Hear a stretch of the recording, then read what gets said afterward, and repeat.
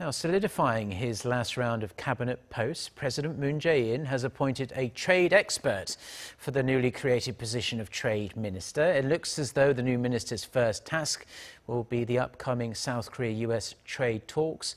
With that and more from the top office, here's our Connyoung. South Korean President Moon Jae-in has tapped a trade expert with years of experience to head the newly created Office of International Trade and Investment under the Trade and Industry Ministry. President Moon today appointed Kim Hyun-chong, professor at the Hankuk University of Foreign Studies, as the new trade minister. Although a vice-ministerial position, Kim will work with the title of trade minister as he designs and negotiates trade deals with other countries. The 58-year-old orchestrated South Korea's free trade agreements with many other economies, including the one with the U.S. 10 years ago. First on his agenda as trade minister will be arranging a joint committee session with his U.S. counterpart as Washington continues to blame their bilateral trade deal for that country's trade imbalance with South Korea.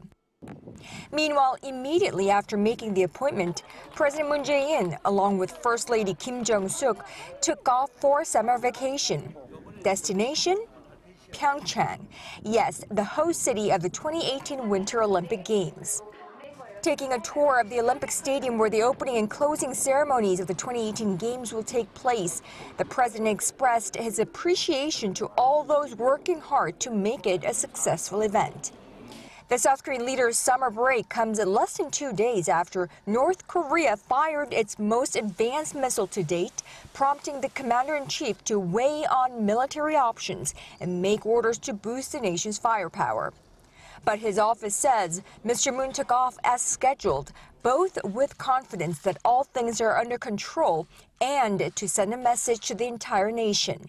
Make sure you take days off to spend quality time with your loved ones. The South Korean leader is an advocate of timeouts for the nation's working population as he believes holidays around the country will give a boost to domestic consumption. After spending 6 to 7 days in Pyeongchang and Jinhae along the nation's southeastern coast, the first couple will return home in the coming weekend. Connyoung, Arirang News, the Blue House.